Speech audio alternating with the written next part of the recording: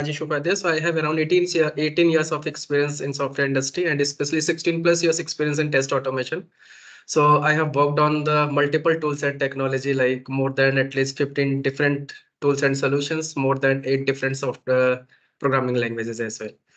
So I'm working in one of the MNC here in Pune as a QA vice president.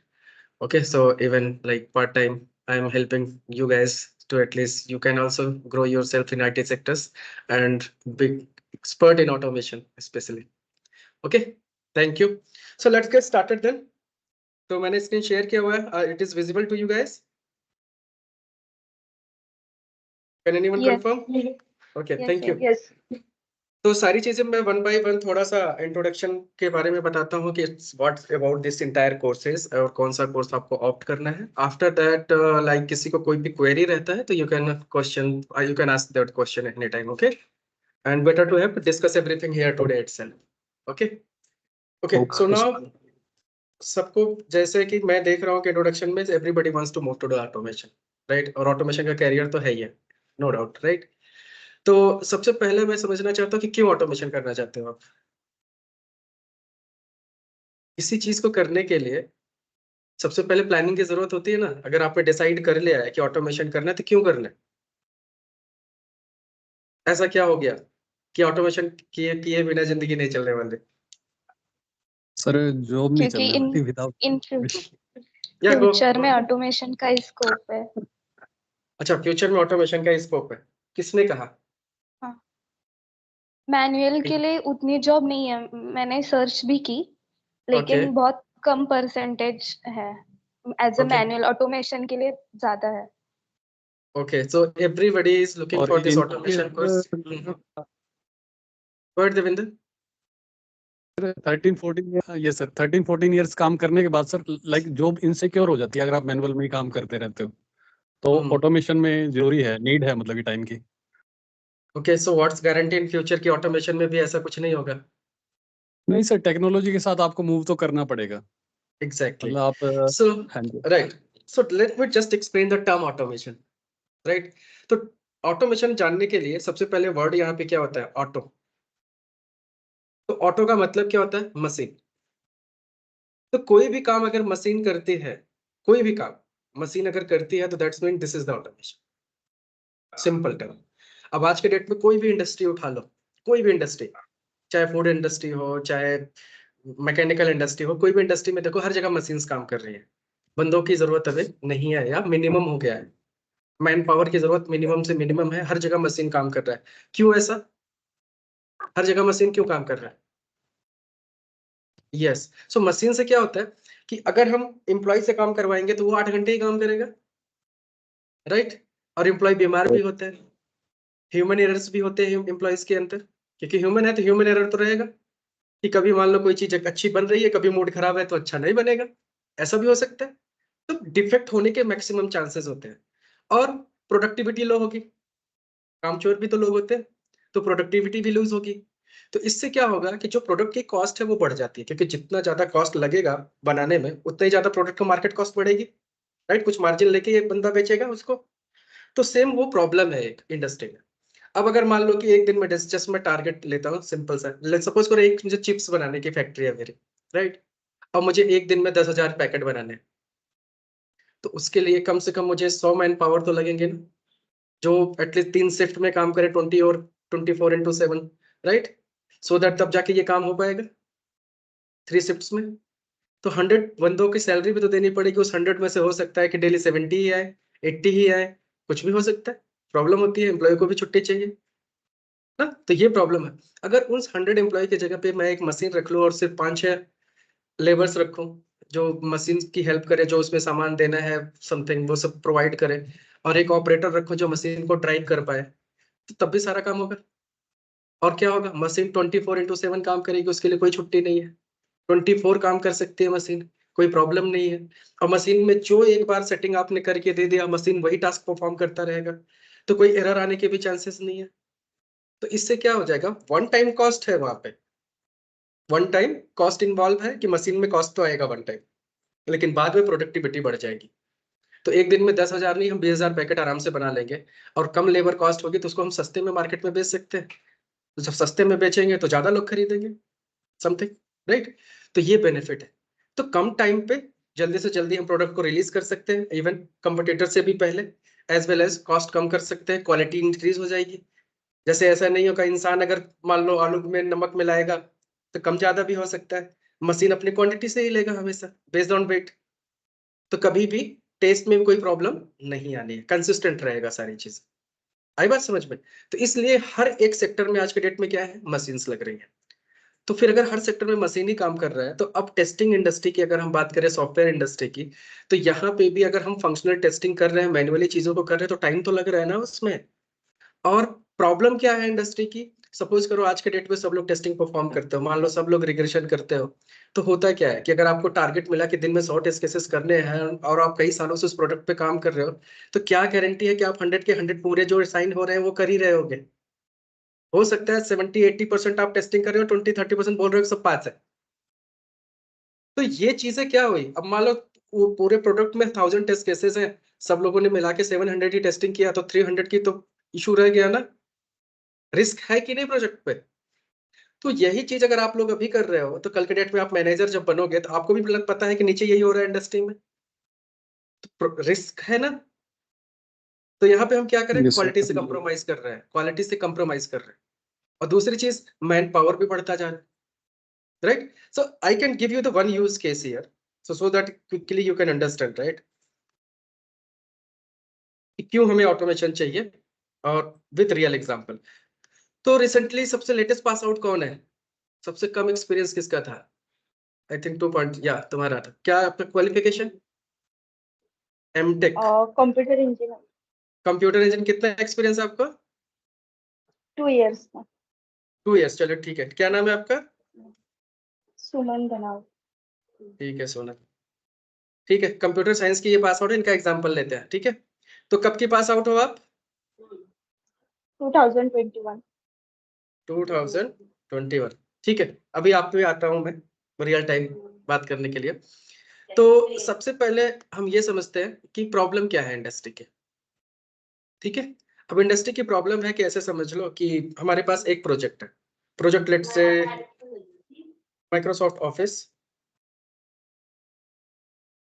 ठीक है। एक project है हमारे पास, suppose करो माइक्रोसॉफ्ट ऑफिस, जिसकी हमें टेस्टिंग करनी है, राइट। तो माइक्रोसॉफ्ट ऑफिस जो है, ये सपोज 2003 वर्जन हमारा रिलीज, फर्स्ट टाइम ये प्रोडक्ट आ रहा है, तो इसके लिए पूरी टीम बनानी पड़ेगी अब, ठीक है। और कंपनी में होता क्या है कि हर प्रोजेक्ट की टेस्टिंग करने के लिए एक बजट एलोकेट होता है 1 साल का, कि इस साल का बजट ये है, इसी में आपको पूरी टेस्टिंग करनी है। तो मान लो कि 1 CR का इनका बजट हो गया, कंपनी ने दे दिया क्योंकि बड़ा प्रोडक्ट है। अब इन्होंने क्या किया कि इसमें टीम हायर करेंगे, तो सपोज करो कि एक मैनेजर होगा जिसकी सैलरी कम से कम 25 से 30 लाख तो मान के चलो, अगर अच्छा खासा एक्सपीरियंस है। फिर एक लीड होगा कम से कम, या 2 लीड भी हो सकते हैं, प्रोजेक्ट बड़ा है तो 2 लीड हुए, इनकी दोनों की भी मिला के सैलरी लगभग लेट्स से 20, 10 का पैकेज। इसके बाद लेट्स से 8 या 6 SSE, मतलब सीनियर सॉफ्टवेयर इंजीनियर, राइट। और इनकी पैकेज मान लो 5 लाख है, तो कितना हो गया टोटल? 30, तो कितना हो गया? 80। अब इसमें से फिर इन्होंने let's say 8 software engineer hire कर लिया, जिनका पैकेज लगभग 2 लाख रुपए है। तो टोटल कितना हो गया इनका? 16। अब टोटल पैकेज कितना हुआ? 96। 4 लाख रुपए बचा के रख लिए पार्टी वार्टी करने के लिए, क्वार्टरली ईयरली जो भी है। तो ये बजट हुआ, इन्होंने टीम में हायरिंग कर ली, ठीक है। अब सपोज करो इस ऑफिस की टेस्टिंग करना इन्होंने स्टार्ट किया, और इस बार मान लें उनके पास 10,000 टेस्ट केसेस पूरे बने इस एप्लीकेशन को पूरा टेस्ट करने के लिए, क्लियर। अब क्या होगा कि इन्होंने सब लोगों ने मिलके चलो इसकी टेस्टिंग निकाल दी 1 साल में, तो 1 साल पूरा फंक्शनली गया, ऑटोमेशन अभी तो था नहीं, तो सब कुछ अच्छा रहा। फिर अगले साल क्या हुआ, नया रिलीज आया ऑफिस 2005। अब उसमें क्या था कि जो फंक्शनैलिटी 3 में थी वो सबके सब 5 में भी रहेंगे, तो यहाँ पे टेस्ट केसेस और ज्यादा इसमें फंक्शनैलिटी ऐड हुई तो टेस्ट केसेस बढ़ जाएंगे। तो सपोज करो कि यहाँ पे 13,000 टेस्ट केसेस हो गए टोटल। अब हर साल क्या होता है कंपनी में, बजट बढ़ने के बजाय कभी कभी घटता भी है, उसका रीजन है क्योंकि कॉस्ट कटिंग भी चलता है, क्योंकि मार्केट में कंपटीटर भी है। तो भाई हम नहीं कर पा रहे हैं, बिजनेस प्रॉपर नहीं हो रहा, तो कहीं ना कहीं से कॉस्ट कटिंग करनी पड़ेगी। या नहीं भी किया तो मान लो बजट नहीं बढ़ाया, अब बजट नहीं बढ़ाया तो इन्हीं रिसोर्स के साथ अब फिर से पूरी टेस्टिंग करनी पड़ेगी। अब काम बढ़ गया, तो अब अगर मान लो ये 8 घंटे करके ये पूरा का पूरा काम निकाला सब लोगों ने, तो अब 8 घंटे में तो ये नहीं होने वाला ना। और साथ के साथ इनको कुछ ना कुछ अप्रेजल भी तो देना पड़ेगा, तो ये भी एक चैलेंज है। तो चैलेंज नंबर समझ रहे हो ना, हर साल इनका बजट बढ़ाना पड़ेगा हमें कुछ ना कुछ यहाँ से। और काम भी ज्यादा बढ़ रहा है, रिसोर्स ने हायर कर नहीं सकते, बजट है नहीं। तो हम क्या करेंगे, इसी रिसोर्स पे प्रेशर डालेंगे कि भाई 8 घंटे की बजाय तुम 10 घंटे काम करो डेली। तब जाके इस साल भी हमने कैसे कैसे मैनेज कर लिया। क्लियर। अब नेक्स्ट ईयर फिर आया, MS ऑफिस का नया वर्जन आया 2007। अब टोटल टेस्ट केसेस इसके अंदर कितने हो जाएंगे, 15, क्योंकि फिर नई फंक्शनलिटी ऐड होगी, तो टोटल टेस्ट केसेस 15,000 हो गए। अब सेम रिसोर्स से अगर अप्रेजल आपने पिछले साल नहीं दिया, इस साल भी नहीं दोगे, और काम जस्ट डबल हो गया ऑलमोस्ट, तो फिर कर पाएगा कोई बंदा, सस्टेन कर सकता है? फिर कंपनी छोड़ के भागना पड़ेगा, वीकेंड पे भी लोग बुलाएंगे काम करने के लिए, फिर फ्रस्ट्रेशन आना स्टार्ट हो जाएगी, क्योंकि सैलरी भी नहीं बढ़ रही है, काम भी बढ़ता जा रहा है। तो इंडस्ट्री में प्रॉब्लम समझ में आ गया। तो फिर जब प्रेशर डाल के बंदों से तुम काम करवाओगे, तब वहां पे और भी एक प्रॉब्लम आ जाती है लोगों के लिए, कि वो और भी क्वालिटी से कंप्रोमाइज होना शुरू हो जाएगा। फिर क्या करेंगे लोग, 100 टेस्ट केस साइन हो रहा है तो 50 ही टेस्ट कर रहे हैं, चलो रहने दो। आई बात समझ में? ऐसे सपोज करो फिर ऑफिस 2010 अगर रिलीज हुआ, तो क्या हम इसी मैन फोर्स के साथ सस्टेन कर सकते हैं इंडस्ट्री में? नहीं। अब इसके अंदर मान लो 20,000 टेस्ट केसेस हो गए, ऑलमोस्ट काम डबल हो गया, और पैसा अगर बजट नहीं बढ़ेगा, तो बजट का मतलब अगर 2 करोड़ होगा तब जाके ये रिलीज कर पाएंगे ये। और मैं बोल रहा हूँ कि कॉस्ट कटिंग होती है, कॉस्ट बल्कि कम होता जाता है रेदर देन बढ़ाना। तो प्रॉब्लम हो रही है कि नहीं यहाँ पे? तो अब यहाँ पे मैन्युअली सस्टेन नहीं किया जा सकता। अब यहाँ पे सिर्फ और सिर्फ एक टेक्नोलॉजी का सहारा है, जिसके थ्रू ही हम चीजें कर सकते हैं, राइट? तो अब हम यहाँ पे क्या करेंगे, ये जो रिसोर्स है ये भी फंक्शनल थे, और यही रिसोर्स अब हम जब नई प्लानिंग करेंगे, अगर जो स्मार्ट बंदा है स्टार्टिंग से अगर ये प्लान करे, तो वो क्या करेगा, ये जो सारे बंदे हायर हुए हैं, ये सारे मैनुअल ना होके सारे ऑटोमेशन के बंदे हायर कर लो स्टार्टिंग में ही। अगर ये सारे बंदे ऑटोमेशन के होंगे, तो मैनुअल तो कर ही लेंगे, ऑटोमेशन का हर बंदा मैनुअल काम कर सकता है, that's not a problem, right? Simple सी बात है। तो स्टार्टिंग में ये फर्स्ट रिलीज में क्या करेंगे, पूरी की पूरी सॉफ्टवेयर की सब लोग मिलकर टेस्टिंग करेंगे मैन्युअली, और हमेशा काम तो रहता नहीं है। और साथ के साथ फिर ये लोग मिलके, क्योंकि सब ऑटोमेशन के बंदे हैं, तो इस टेस्ट केस को ऑटोमेट कर देंगे, पूरी की पूरी चीजों को। अब मान लो पूरा नहीं ऑटोमेट हो पाया, सपोज करो पहली बार सिर्फ 7,000 टेस्ट केसेस ऑटोमेट हुआ, और रिमेनिंग कितना बचा फिर 3,000। अब नेक्स्ट रिलीज में जब ये पहुंचे, तो यहाँ से 7,000 तो सीधे माइनस हो जाएगा, है ना? 7,000 सीधे माइनस हो जाएगा, बचा कितना, 6,000। तो सिर्फ यहाँ पे अब नेक्स्ट टाइम सिर्फ 6,000 ही टेस्ट केसेस टेस्ट करने हैं इनको। और अब पहले 10 किया, फिर ऑटोमेट किया, अब क्या बचा, सिर्फ 6,000। अब 6,000 को फिर से इन्होंने फंक्शनली टेस्ट किया, और इसमें से फिर ऑटोमेट कर दिया। Now total automated test cases कितने बन जाएंगे, लगभग सपोज करो यहाँ पे 10 में से 10,000 ऑटोमेट कर दिया, तो अब फिर रिमेनिंग कितना बचा, सिर्फ 3,000, क्योंकि इस बार इनको ज्यादा टाइम मिला ऑटोमेट करने का। अब नेक्स्ट रिलीज में गए तो सिर्फ इनके पास 3,000 टेस्ट केसेस पेंडिंग थे, और मान लो यहाँ से कुछ नए मिले, तो टोटल कितने हो गए, सिर्फ 5,000। बाकी के जो टेस्ट केसेस थे 10,000 ऑलरेडी ऑटोमेटेड है। अब जो टेस्ट केसेस ऑलरेडी ऑटोमेट हो चुके हैं, उनको बंदे की जरूरत थोड़ी ना है, मशीन लगा दिया 24/7 वो टेस्टिंग कर रहा है ना? तो ओवर द पीरियड आपको रियलाइज क्या हो रहा है, दिन ब दिन काम कम होता जा रहा है, और सारी चीजें ऑटोमेशन में मूव होती चली जा रही है ना? तो कल के डेट में हम इधर से बंदों को कम भी तो कर सकते हैं ना, जैसे जैसे काम कम होता जाएगा उनको दूसरे प्रोजेक्ट में लोकेट कर सकते हैं, और सेम टीम सेम बजट में या उससे कम बजट में भी अच्छा परफॉर्म कर पाएगी। तो यहाँ पे क्या हो रहा है कि काम भी स्मार्टली हम कर रहे हैं ना, तो कम से कम टाइम में प्रोडक्ट रिलीज भी हो रहा है, क्योंकि जब मशीन टेस्ट करेगा 24/7 10 मशीन लगा दिया, हो सकता है कि जो काम पूरी टीम मिलकर 3 महीने में टेस्टिंग कर रही थी, हो सकता है 3 से 4 दिन में खत्म हो जाए टेस्टिंग, तो पूरा सबका टाइम बच रहा है, प्रोडक्ट का रिलीज फास्ट हो गया, हम मल्टीपल रिलीजेस दे सकते हैं, फटाफट प्रोडक्ट को मार्केट में रिलीज कर सकते हैं। तो एक ये फायदा हो गया। दूसरा, जो प्रॉब्लम थी मैनुअल एरर की, जो डिफेक्ट स्किप होने के चांसेस थे, लीक होने के चांसेस थे, क्योंकि हम सारी टेस्ट केसेस तो कर नहीं कर रहे थे, तो मशीन क्या करेगा, उसके अंदर ऐसी कैपेबिलिटी तो होगी कि नहीं इसका मन नहीं यार टेस्ट करने का, है ना, तो वो तो सारा ही करेगा। तो उससे क्या हो जाएगी, गारंटी हो जाएगी 100% टेस्टिंग हुई है। तो इससे क्या होगा, क्वालिटी इंक्रीज होगी हमारी, डिफेक्ट के चांसेस मिनिमम हो जाएंगे। तो हो क्या रहा है, ओवर द पीरियड काम भी हमारा आसान हो रहा है और रिलीज भी हमारी फास्ट हो रही है, कम से कम टाइम पे हो रही है, राइट, और विद क्वालिटी हो रही है और कम बजट में हो रहा है। तो क्यों ना हम करें ऑटोमेशन। सिंपल सा सोचो, अगर मार्केट में सेम पैकेज पे हमें मैनुअल का बंदा मिले और ऑटोमेशन का बंदा मिले तो कौन हायर करेगा किसको, ऑफ कोर्स ऑटोमेशन का बंदा। क्यों, क्योंकि वो फंक्शनल भी कर लेगा और ऑटोमेशन भी करेगा, जो चाहिए आज के डेट में इंडस्ट्री में, और पैसा सेम मांग रहे हैं तो क्या प्रॉब्लम है, तो इमीडिएट जॉब मिल जाती है। तो यही चीज है कि इसलिए ऑटोमेशन इंडस्ट्री में चाहिए।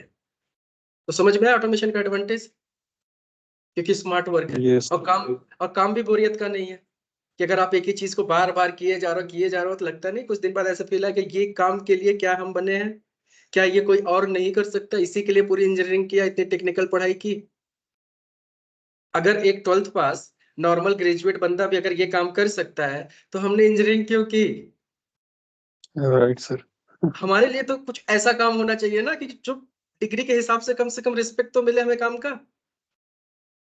Make sense, right.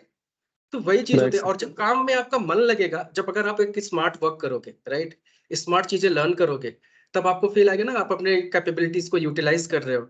तब काम करते करते कब 8 घंटे बीत जाएगा पता नहीं चलेगा, और आप चीजों को लर्न करते रहोगे तो काम भी करते रहोगे। और मैनुअल टेस्टर का काम करते करते टाइम नहीं बीतता, उनको टाइम बिताना पड़ता है, कि बोर हो जाते हैं, कई बार ब्रेक लेना पड़ता है उनको। तो ये प्रॉब्लम है।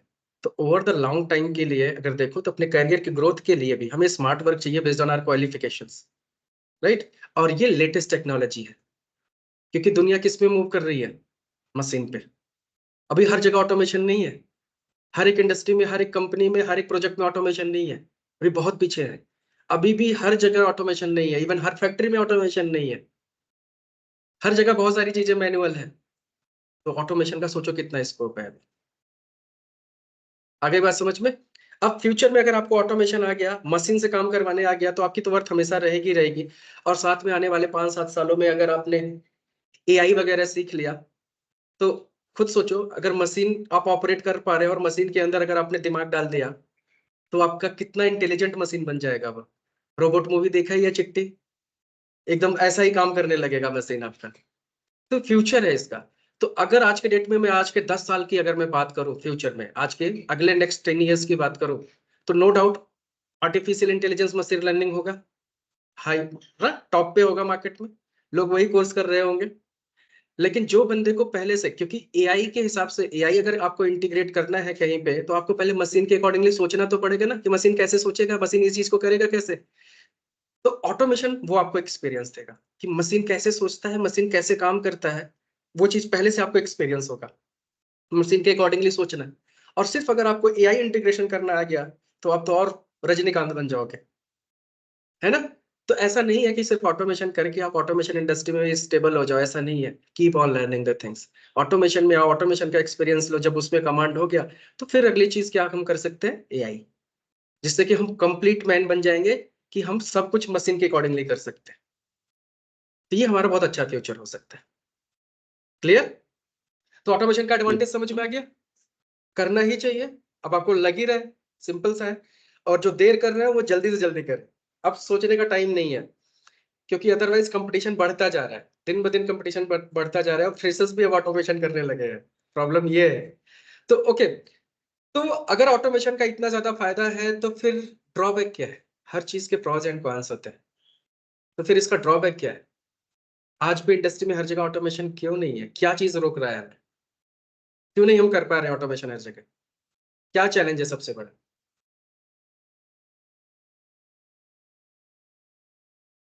बताओ। अच्छा, सब लोग मान लो टेस्टिंग में काम कर रहे हो ऑलरेडी, सबके प्रोजेक्ट में क्या ऑटोमेशन है। No, sir. तो वही बात हुई ना, सबके प्रोजेक्ट में अगर ऑटोमेशन नहीं है, तो इसका मतलब अभी हम ऑटोमेशन में नहीं पहुंचे ना पूरा 100%। और अगर जिसके प्रोजेक्ट में है था भी ऑटोमेशन, तो क्या वो 100% ऑटोमेशन था? आपका कोई काम खत्म हुआ? आपका कभी वर्कलोड कम हुआ? नहीं। तो किस लेवल का ऑटोमेशन हो रहा है फिर? तो ऑटोमेशन है भी, तो बहुत सारे इंडस्ट्री में लोग सिर्फ बिलिंग करने के लिए, क्लाइंट से बिलिंग लेने के लिए ऑटोमेशन दिखा रहे कि है, चलता भले नहीं कुछ। तो ये प्रॉब्लम है। तो ऑटोमेशन का जो सबसे बड़ा डिसएडवांटेज है या ड्रॉबैक है, कि सबसे बड़ा चीज है कि कॉस्ट, कि इनिशियल कॉस्ट उसकी हाई होती है। इनिशियल कॉस्ट हाई होगी, मे बी इनिशियल बंदा हायर करने में तुम्हें ज्यादा मेहनत लगेगी, ज्यादा पैसे मांग सकते हैं, this could be the problem. Another कि जो टूल वगैरह अगर मान लो यूज कर रहे हो, कोई फ्री यूज कर रहे हो तो ठीक है, बट पेड टूल अगर यूज कर रहे हो तो उसका भी लाइसेंस कॉस्ट बनेगा। This could be the another problem. तीसरी प्रॉब्लम ये आपकी हो सकती है कि इनिशियली फिर स्क्रिप्ट वगैरह डिजाइन करने में भी तो टाइम लगेगा ना, तो वो भी तो कॉस्ट ही है एक तरीके से। तो इनिशियल कॉस्ट इसका क्या है, हाई है, और थोड़ा रिस्क है। लेकिन एक बार बन गया तो फिर सही है, फिर कोई प्रॉब्लम नहीं है।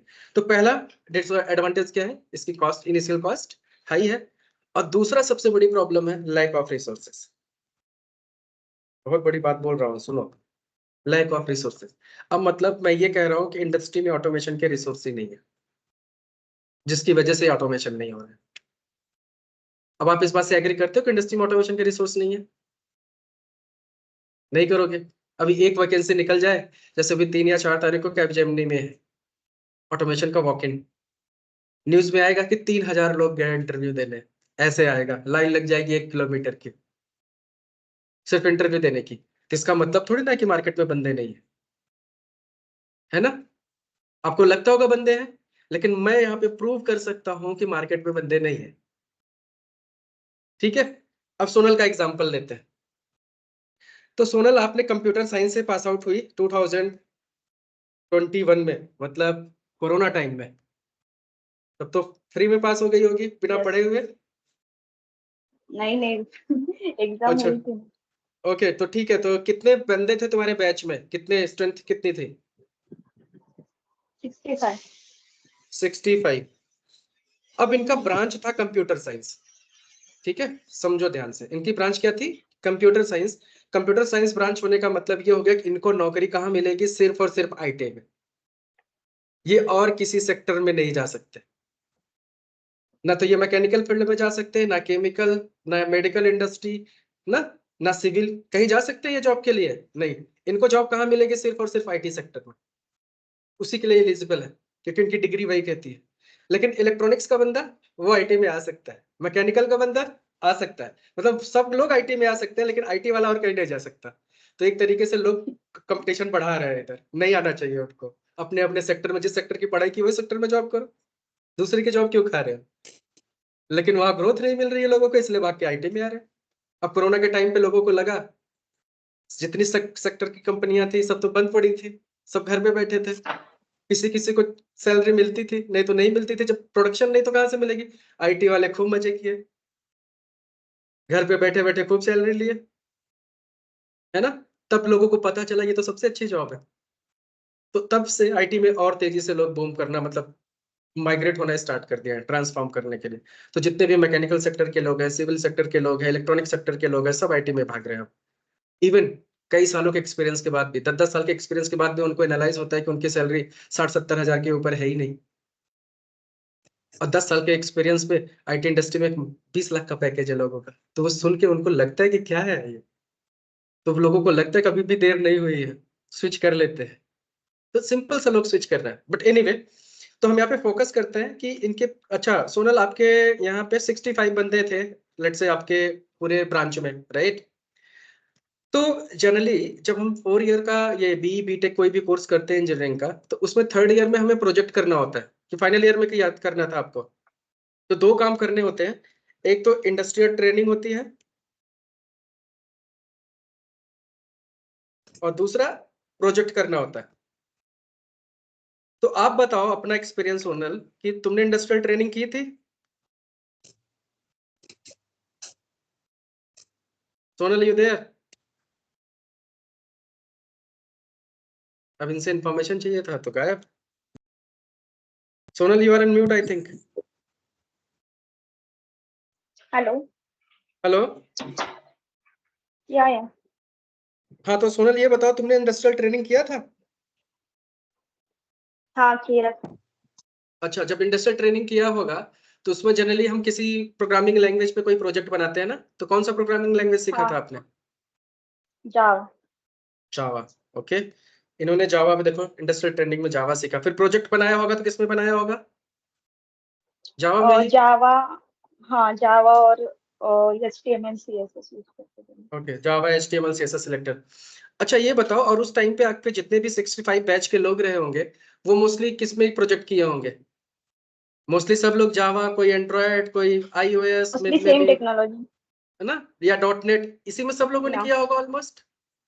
क्या यस बताओ, आपके इस आउट ऑफ यस यस। 65 बंदों में से किसी ने टेस्टिंग में कोई प्रोजेक्ट किया था? नहीं नहीं, कॉलेज सब ही एग्री, नहीं अलाउड करता था। सब लोग एग्री करते हो ना? सब लोग भी पढ़ाई किए होगे ना, तो सब लोग भी अगर उस सेक्टर से निकले होगे तो उस टाइम पे भी आपने सोचो कभी कोई टेस्टिंग में प्रोजेक्ट किया?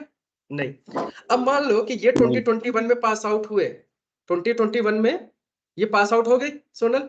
अब इनके पास रिज्यूम जब पास आउट होके निकले तो रिज्यूमे में क्या था? सिर्फ जावा जावा जावा, या .NET Java and mobile automation, mobile developer, full stack developer, यही सब रहेगा। तो किसी फ्रेशर्स के रिज्यूमे में सॉफ्टवेयर टेस्टिंग आएगा? नहीं, कभी नहीं होता। किसी भी फ्रेशर से, कॉलेज से पास आउट होके निकलते ही किसी भी फ्रेशर्स के रिज्यूम में टेस्टिंग नहीं होता, क्योंकि कभी उसने टेस्टिंग में नहीं काम किया। और आज के डेट में जो सबसे ज्यादा बल्क में रिसोर्स, सस्ते रिसोर्स मिलते हैं वो कौन से होते हैं? फ्रेशर। हर साल कम से कम 10 लाख फ्रेशर निकलते हैं इंडिया में। कितने? 10 लाख फ्रेशर्स। अब ये 10 लाख फ्रेशर्स में से ऐसे लॉजिकली समझो कि अगर हम जावा का बंदा खोजे फ्रेशर, थोड़ा ठीक ठाक नॉलेज हो, तो हमें फ्री में बंदे मिल सकते हैं काम करने के लिए। आज के डेट में फ्रेशर्स को जॉब नहीं है। जिनका कॉलेज से कैंपस हुआ वो तो ठीक है, निकल गए, और उनको भी कंपनी ले ले जाके क्या काम देगी, कंपनी डिसाइड करेगी। लेकिन जिनकी जॉब नहीं लगी वो मार्केट में आने के बाद क्या करेंगे? सिर्फ जावा या रिज्यूमे में .NET लेके घूमते रहेंगे, उनको जॉब नहीं मिलेगी। बाद में उनको लगता है कि कहीं पे फ्री में भी हम जॉब कर सकते हैं, रियल एक्सपीरियंस हो जाएगा 6-8 महीने में, तो हम स्विच कर सकते हैं समथिंग। तो यहाँ तक भी लोग तैयार हैं। तो अगर हमें फ्री के भी रिसोर्स चाहिए आज के डेट में, या सस्ते रिसोर्स चाहिए, तो फ्रेशर मिलेंगे, जावा के, .NET के, सबके मिल जाएंगे। लेकिन अगर मैं बोलूँ कि टेस्टिंग के रिसोर्स हमें चाहिए फ्रेशर, तो क्या हमें मिलेगा? नहीं मिलेगा, क्योंकि है ही नहीं। तो अब ये टेस्टिंग वाले आते कहाँ से है इतनी बड़ी भीड़? तब वो लोग, अब जैसे जो लोग इनके जैसे 65 की बैच रही होगी, तो इसमें से 30 बंदे तो ऐसे रहे होंगे कि जिनको कोडिंग से ज्यादा मतलब नहीं होगा, या जिनको कोडिंग नहीं समझ में आती होगी। भले ही कहीं से जाके कोर्स वगैरह जावा हुआ किया, लेकिन इनको पल्ले नहीं पड़ा। तब ये इंडस्ट्री में जब आते हैं बाहर, तब उनको समझ में आता है कि सॉफ्टवेयर टेस्टिंग करके भी एक फील्ड है जिसमें कोडिंग वोडिंग करने की जरूरत नहीं पड़ती, बस थ्योरी है, अगर वो सीख लेंगे तो काम हो जाएगा। राइट? तो कोडिंग के डर की वजह से ये बंदे मूव होके आते हैं इंडस्ट्री में से, सॉफ्टवेयर टेस्टिंग का कोर्स करते हैं। और जितने भी कोचिंग सेंटर है सॉफ्टवेयर टेस्टिंग जो पढ़ाते हैं, उनका 6 मंथ का सिलेबस होता है, और आपसे कम से कम 40-50 हजार रुपए जो भी फीस होता होगा वो चार्ज करते हैं इनिशियली। ठीक है? और सब 6 मंथ के ट्रेनिंग में वो स्पेशली क्या पढ़ाएंगे आपको? 4 से 5 महीने पूरा क्या पढ़ाएंगे? Manual testing specially. और फिर ऑटोमेशन का ओवरव्यू देके छोड़ देंगे, बेसिक कैसे होता है, रिकॉर्ड किया, ये होता है ऑटोमेशन, ये होता है डेटाबेस, ये होता है परफॉर्मेंस, बेसिक बेसिक बता के छोड़ दिया। तो मेनली पढ़ाया क्या? मैनुअल टेस्टिंग सिर्फ। अब वहां से बंदा सिर्फ मैनुअल टेस्टिंग की ही नॉलेज लेके निकलेगा, फिर चलो उसमें से जॉब मिल गई तो बंदा टेस्टिंग इंडस्ट्री में आ गया, जॉब लग गई उसकी एज ए फ्रेशर। अब खुद सोचो, तो जो बंदे सॉफ्टवेयर टेस्टिंग की ट्रेनिंग लेके आ रहे हैं वो मैनुअल टेस्टिंग में जा रहे हैं इवन, और फ्रेशर्स उधर आ रहे हैं, और जो फ्रेशर्स फिर जावा किए जिनको जॉब नहीं मिली वो फिर से जाके कहीं जावा में ट्रेनिंग करते हैं इंडस्ट्री में, और फिर से उनको जॉब मिलती है। तो यहाँ पे कहीं से ऑटोमेशन का बंदा आ रहा है निकल के, तो कहाँ से मिलेगा ऑटोमेशन का बंदा हमें? मैं आज अगर हायरिंग करना चाहूँ, 5 ऑटोमेशन के बंदे हमें मिल जाए, तो हमें मिलेंगे नहीं, क्योंकि आ ही नहीं रहे हैं, प्रोडक्शन ही नहीं है किसी की, सप्लाई ही नहीं है, तो कहाँ से आएगा? कोई कर ही नहीं रहा। तो एग्जैक्ट ये इंडस्ट्री की प्रॉब्लम, अगर इंडस्ट्री वाइज सोचो तो ये प्रॉब्लम है कि ऑटोमेशन के रिसोर्सेज नहीं है, और सस्ते रिसोर्स तो बिल्कुल भी नहीं है। अब बात आती है कि ये ऑटोमेशन के रिसोर्सेज आते कहाँ से हैं? अब इस पे हम डिस्कस कर सकते हैं। तो यही बंदा जो मैनुअल टेस्टिंग में आया, तो जैसे आप लोग 3-4 साल बाद, 2 साल बाद, किसी को 1 साल बाद ही, जब जिसको जब समझ में आया कि हमें ऑटोमेशन करना चाहिए, वो बंदा ऑटोमेशन करता है। अब सपोज करो किसी को 3 ईयर में समझ में आया कि नहीं मुझे अब ऑटोमेशन करना चाहिए, अब उसने ऑटोमेशन किया, तो वो तो अभी फ्रेशर है ऑटोमेशन का, लेकिन अच्छे से अगर सीख लिया तो वो एक्सपीरियंस शो कर सकता है रिज्यूमे में 2 साल, 2.5 साल, 1 साल, व्हाटएवर, बेस्ड ऑन एक्सपीरियंस, कितना अच्छे से मेहनत करता है वो, तो वो रिज्यूमे में लगा के इंटरव्यू देने जाता है। और तो सिर्फ अगर मैं बात करूं सिंपल सा ऐसे एग्जांपल कि 100 अगर फंक्शनल टेस्टर हैं, उनमें से जो इंडस्ट्री ट्रेंड मैं बता रहा हूँ, रिसर्च हुई है इस पे, 100 में से सिर्फ 30 बंदे ही, मतलब 30% बंदे ही ऐसे हैं जो ऑटोमेशन में स्विच करते हैं, सिर्फ 30%। बाकी के इसमें एनालिसिस है, 30% बंदे ऐसे होते हैं कि जो ऑलरेडी सेटल्ड होते हैं कि नहीं भाई हमें नहीं सीखना, हम जो है खुश है, ठीक है। और इनमें से 40% बंदे ऐसे होते हैं जो इंसानों वाली फितरत जो होती है ना लोगों की, कि हम खुद से करेंगे। तो 40% बंदे ऐसे होते हैं जो चाहते हैं सीखना, लेकिन वो डेट डिसाइड नहीं कर पाते। समझ गए? जैसे सपोज करो 20th को सोचा, 20th फेब को सोचा कि मार्च से 1 मार्च से पक्का हम करेंगे, ऐसे टालते हैं 1 मार्च से हम शुरू करेंगे, फिर वो 1 मार्च आता है, फिर गया, फिर वो 15 मार्च का शेड्यूल बनाएंगे, फिर ऐसे प्लान करते करते उनका प्लान एग्जीक्यूट नहीं होता, समाव कोई प्रॉब्लम भी हो सकती है। और दूसरी चीज, कुछ लोग ऐसे होते हैं कि यूट्यूब पे गए, वीडियो देखा, उनको कुछ समझ में आया, फिर शुरू किया, फिर बंद कर दिया, फिर 1 महीने बाद फिर जाके फिर शुरू किया, 2-4 वीडियो देखे, फिर बंद हो गया, फिर ऐसे ही जागते हैं, फिर कुछ देखते हैं, नेट से पढ़ते हैं, फिर उनको हेल्प नहीं मिलती और फिर से स्टॉप हो जाता है। तो ऐसे तो कितने लोग हैं जो 2-3 साल से ट्राई कर रहे हैं, लेकिन बस वो ट्राई ही होता रहता है। तो ये भी प्रॉब्लम है इंडस्ट्री की। तो ऐसे ऐसे लोग हैं जिसकी वजह से यहाँ पे प्रॉब्लम क्या है कि सिर्फ 30% लोग ही कंप्लीटली ऑटोमेशन में मूव कर पाते हैं, डेडिकेटेड जो फोकस्ड है, या जिनको सीरियसली जॉब ही चाहिए और उनको पता चल गया कि अब जॉब बिना ऑटोमेशन के नहीं मिलेगी, तो सीरियस होने पे तो कुछ भी मिल सकता है, राइट, मजबूरी है तो करना ही पड़ेगा, कोई ऑप्शन ही नहीं है। तो ऐसे ही सिर्फ 30% लोग ऑटोमेशन में मूव करते हैं। अब सोचो ये ऑलरेडी एक्सपीरियंस्ड बंदे हैं, राइट, मान लो इनका पहले से ही पैकेज 5 लाख का है, अब वो ऑटोमेशन में जाएंगे तो सीधे 10 तो लेंगे ना, कम से कम भाई 3-4 महीने मेहनत किया है अच्छे से, तो वो 10 तो मांगेंगे। अब 10 लेंगे तो अब इंडस्ट्री में 10 लाख का पैकेज देना पड़ेगा ऑटोमेशन के बंदे में, सस्ता बंदा खोजे 2-3 लाख में तो मिलेगा नहीं, तो मजबूरी है ना, ऑटोमेशन का बंदा हायर करने के लिए रिस्क लेना पड़ रहा है। जहाँ पे फंक्शनल 3 रिसोर्स हायर हो जाते हैं, वहां पे ऑटोमेशन का 1 रिसोर्स लेना पड़ रहा है। लोगों को कॉन्फिडेंस नहीं होता है जब एज ए मैनेजर कि आएंगे पता नहीं करेंगे कि नहीं करेंगे, इससे बढ़िया हम 3 मैनुअल टेस्टर हायर करके काम तो करा देंगे ठंडा करके। तो इस वजह से भी प्रॉब्लम है कि ऑटोमेशन नहीं हो पा रहा है, क्योंकि ऊपर भी टेक्निकल बंदे होने चाहिए ना जो इनसे काम करवा पाए प्रॉपर। नहीं तो ऑटोमेशन का बंदा हायर होगा, वो बोलेगा कि हमें प्रॉब्लम है, कोई हेल्प करे, कोई हेल्प करने वाला नहीं होगा कंपनी में। अगर आज के डेट में आप फंक्शनल टेस्टिंग में काम करते हो, अगर आपको कोई प्रॉब्लम आती है तो 10 लोग आपकी मदद कर सकते हैं, बहुत सीनियर क्यूए मिलेंगे आपको।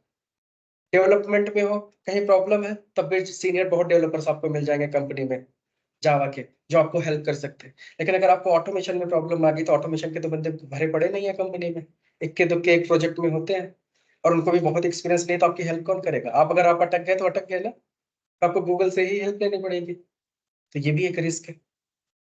तो इस वजह से ये सारे इश्यूज हैं सबसे ज्यादा, कि हमारे पास as compare to other technologies like Java and development, right, and manual testing, उस लेवल के रिसोर्सेज हमारे पास यहाँ पे नहीं है अवेलेबल ऑटोमेशन, रेयर है। इस वजह से हमें ऑटोमेशन नहीं करता, और जो एक्सपर्ट है ऑलरेडी, वो ऑलरेडी एक अच्छे पैकेज पे एमएनसी में बैठे हुए हैं, वो नीचे छोटी कंपनियों में कभी स्विच नहीं करेंगे। तो ये भी छोटी कंपनी का भी चैलेंज है, वो चाह के भी ऑटोमेशन नहीं सेटअप कर पाते। तो ये है प्रॉब्लम। समझ में आ गया ना क्यों ऑटोमेशन अब इम्पोर्टेंट है, और अभी भी ये रेयर से रेयरेस्ट टेक्नोलॉजी है एक तरीके से, और इसको सीख के करियर बनाया जा सकता है इजिली। क्लियर है? यहां तक समझ में आ गया? अब बात करते हैं कि ऑटोमेशन का एडवांटेज आपको समझ में आ गया कि ऑटोमेशन डेफिनेटली करना चाहिए, लेकिन अब ऑटोमेशन में भी 50 टूल है। ऑटोमेशन में भी 50 टूल है। जैसे अगर मान लो आपको एक्टिवा खरीदना है, तो बाइक खरीदनी है तो उसमें भी, स्कूटी में भी 20 सेगमेंट है कि जुपिटर लेना है कि एक्टिवा लेना है कि वेस्पा लेना है, अभी तो चेतक भी आ गया, तो कौन सा खरीदे, है ना। तो वहां पे भी बंदा एनालाइज करता है। तो सबसे ज्यादा कौन सा स्कूटी लोग खरीदते हैं? एक्टिवा। क्यों? अगर मान लो आपको खरीदना है तो आप भी एक्टिवा खरीदोगे, क्यों? क्योंकि सब खरीद रहे हैं इसलिए। क्यों आखिर में खरीदोगे?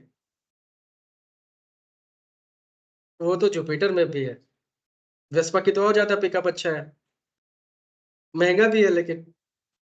तो फिर क्यों? कुछ तो एनालाइज करके आप चीजों को लोगे ना, ऐसे थोड़ी ना कि पार्ट बंद करके करोगे। कई सारी चीजें होती है, आपके बजट में होना चाहिए, उसकी हाइट वाइट चेक करो सब बराबर है कि नहीं, जैसे हल्की है कि नहीं, वॉट एवर, कई सारी चीजें, माइलेज अच्छी है कि नहीं, है ना, मेंटेनेंस कम है कि नहीं, कई सारे फैक्टर्स हो सकते हैं उसके, रीसेल वैल्यू है कि नहीं। तो कई सारे फैक्टर के ऊपर बंदा दिमाग लगाता है, फिर एनालाइज करता है कि ठीक है हमारे लिए ये अच्छा है। लेकिन सब लोग जो थोड़ी ना एक्टिवा खरीद रहे हैं, जुपिटर भी खरीद रहे हैं, वेस्पा भी खरीद रहे हैं, तो सारे ब्रांड भी तो बिक रहे हैं। तो सबकी अपनी अपनी एनालिसिस होती है। तो ऐसे ही मार्केट में हमारे पास भी बहुत सारे टूल हैं ऑटोमेशन के। तो उसमें से आपको ऑटोमेशन में कौन सा टूल करना है, ये डिसीजन कैसे लोगे आप? या डिसाइड कर लिया है कि नहीं यही करना है? ये तो एक तो चीज हो गया कि प्रोजेक्ट के रिक्वायरमेंट के हिसाब से, जिसको करंट कंपनी में ही ऑटोमेशन करना है तो चलो उनका जो प्रोजेक्ट बोलेगा कंपनी वही करेंगे, वो उनका तो फिक्स है। लेकिन जिनको जॉब स्विच करना है वो कैसे डिसाइड करेंगे? मार्केट में क्या चल रहा है। तो वही तो, अगर मार्केट में क्या चल रहा है कैसे पता चलेगा? तो सबकी क्या एनालिसिस है। जैसे मान लो मैं अगर आपसे पूछूं कि आपको कौन सा टूल करना है और क्यों करना है, इसका आंसर कैसे दोगे आप? नो आंसर, मतलब मैं जो बोलूंगा वही कर लोगे, ये भी नहीं करोगे। प्रोफाइल बना के नौकरी उकरी पे देखेंगे कहाँ पे कौन सा टेक्नोलॉजी ज्यादा डिमांडेड। अच्छा, तो अभी तक कुछ इस पे रिसर्च किया कि नहीं किया? हाँ, अभी तक तो जावा सेलेनियम है, अभी पाइथन भी आ रहा है, अभी थोड़ा बहुत प्लेराइट पे आ रहा है। प्लेराइट जावा स्क्रिप्ट पे, फिर ओके। ऑटोमेशन एनीवेयर है, आरपीए, लेकिन वो अलग हो जा रहा है। आरपीए हाँ का भी अच्छा खासा। ओके और ठीक है। फिर rest assured API based automation, okay, ये ज्यादा तो फिर चल रहा आपने है। क्या डिसाइड किया सितांश से? मैंने तो अभी जावा का बेसिक्स मुझे आता है, तो जावा प्लस ये ऑटोमेशन में सेलेनियम, ओके और आगे रेस्ट एश्योर्ड करना ही करना होगा। ठीक है, अच्छा एपीआई जानना ही होगा ठीक है, तो मेरे मतलब समझ से। तुम्हारा रिसर्च हो चुका है and you are already set कि तुम्हें क्या करना है, राइट? हाँ, ओके थोड़ा फाइन। बहुत तो हो गया। और कोई अदर जिसका अभी तक कोई डिसीजन नहीं हुआ है कि क्या करना है, तो उसको हम सजेस्ट कर सकते हैं, नहीं तो अगर डिसीजन ऑलरेडी आप लोग ले चुके हैं तो कोई बात ही नहीं है, मैं उधर टाइम ना वेस्ट करूं। सर मुझे मतलब आफ्टर 2 months इंटरव्यू देना है और वहाँ पे C# विद सेलेनियम है, तो अब ऐसे भी तो हो सकता है कि 2 महीने बाद तुमको इंटरव्यू देना है, वहां C# विद सेलेनियम है, और दूसरी कंपनी में तो जावा स्क्रिप्ट भी हो सकता है। करेक्ट सर, लेकिन यहाँ पे थोड़ा सा मतलब मुझे लगता है कि मैं एंट्री मिल जाएगी सर। ओके, तो वही चीज है। तो अब देखो सिंपल सा समझो, पहले तो टूल कौन कौन सा सबसे ज्यादा पॉपुलर है और क्या हमें करना चाहिए। तो आज के डेट में सबसे डेफिनेटली हमें मूव करना है, तो किस पे मूव करना है? ओपन सोर्स में। ओपन सोर्स में जाना चाहिए। ओपन सोर्स मतलब फ्री। तो फ्री में हमारे पास सबसे जो पॉपुलर टूल है वो 3 है। एक सेलेनियम है, दूसरा साइप्रेस है, और तीसरा है प्लेराइट। ये तीनों आपस में कंपटीटर है एक दूसरे के। अगर इसके मार्केट वैल्यू की बात करें तो ये कम से कम नहीं तो 80% आज के डेट में इंडस्ट्री में है,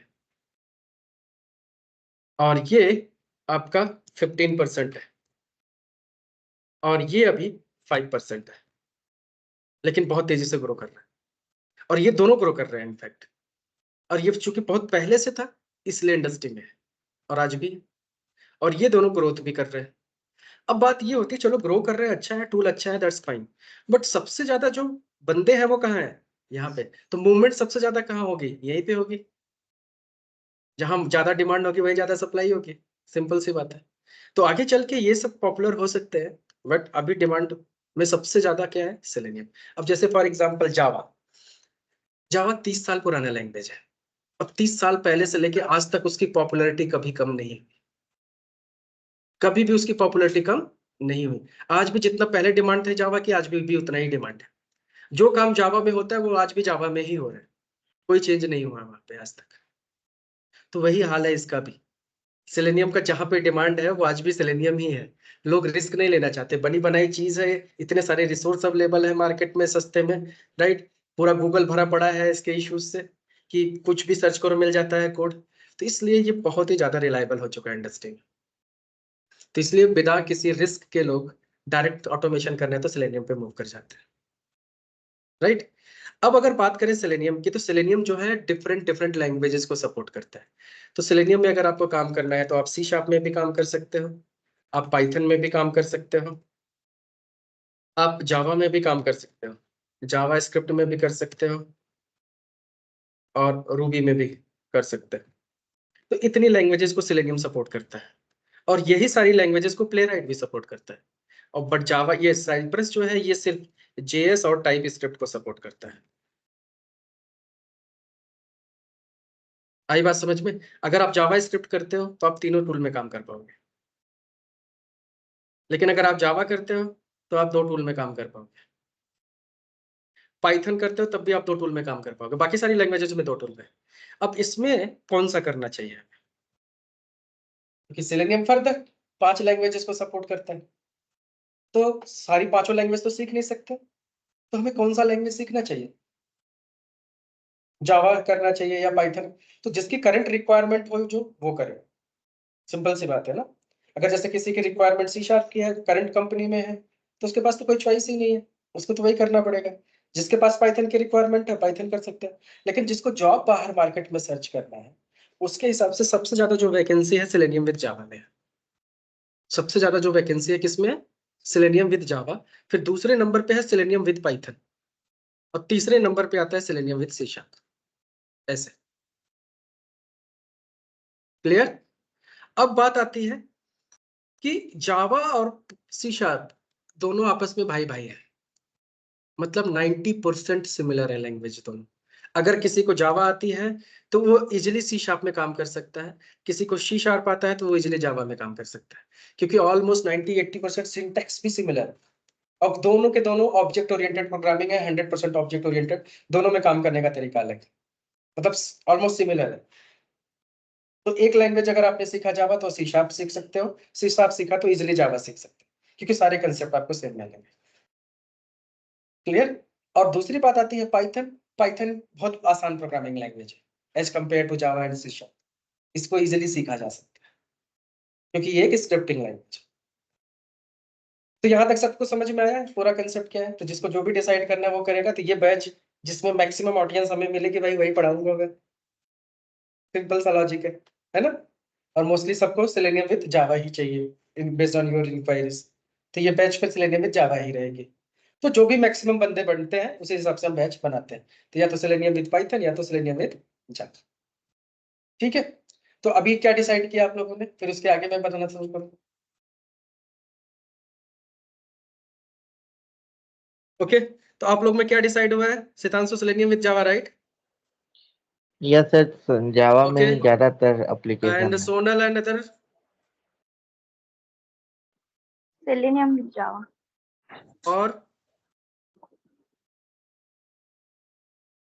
और 2 लोग का नाम ही मैं भूल गया। ठीक है, एनीवे तो अब हम बात करते हैं आगे कि यहाँ तक टूल सिलेक्शन क्राइटेरिया हमारा सेट हो गया, राइट। अब सेलेनियम विद जावा आपको पढ़ना है तो हम आपको क्या क्या सर्विसेज देने वाले हैं इसके बारे में समझ लो, ठीक है, क्योंकि ये सारा क्वेश्चंस आपको दिमाग में रहेगा। तो हमारे पास 3 कोर्सेज है सेलेनियम विद जावा के साथ।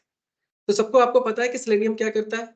ब्राउजर ऑटोमेट करता है। मतलब सेलेनियम टूल किस लिए यूज करते हैं? वेब ऑटोमेशन के लिए। ब्राउजर बेस्ड एप्लीकेशन की अगर हमें ऑटोमेशन करनी है then we have to use Selenium. Clear? Okay, तो सेलेनियम, तो हमारे पास पहला जो कोर्स है उसका नाम है सेलेनियम विद जावा। सपोज करो ऐसे सेलेनियम विद पाइथन भी हो सकता है, दैट्स नॉट ए प्रॉब्लम। अब ये जो कोर्स है इसका ड्यूरेशन है 3 मंथ, ठीक है, एंड फी है 20,000। अब इसमें टॉपिक क्या क्या कवर होंगे वो जान लो। इसमें आपका पूरा सेलेनियम, मतलब सेलेनियम में बहुत सारी चीजें हैं। तो जैसे सेलेनियम में पूरा का पूरा web driver, grid and ID, ये तीन कंपोनेंट होते हैं और फर्दर इनके अंदर भी बहुत सारी चीजें हैं, राइट। तो पूरा इस सेलेनियम बेसिक से लेके एक्सपर्ट लेवल तक, फिर पूरा का पूरा हम जावा पढ़ेंगे, स्पेशली कोर जावा, उसी की हमें जरूरत है।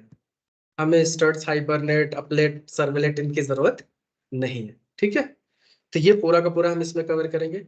फिर इसके साथ जैसे बहुत सारे फ्रेमवर्क होते हैं, जे यूनिट, टेस्ट एनजी, राइट, फिर आपका मैबन, फिर आपका हो गया पेज ऑब्जेक्ट मॉडल, फॉर्म, जो कि डिजाइन पैटर्न होता है, ठीक है। फिर हाइब्रिड फ्रेमवर्क बनाएंगे इसके करस्पॉन्डिंग, फिर उसके अंदर एक्सटेंट रिपोर्ट वगैरह पढ़ेंगे, फिर उसके अंदर अपाचे पीओआई, या फिर आप बोल सकते हो फिलो, ये सब एडिन्स पढ़ोगे इसके अंदर।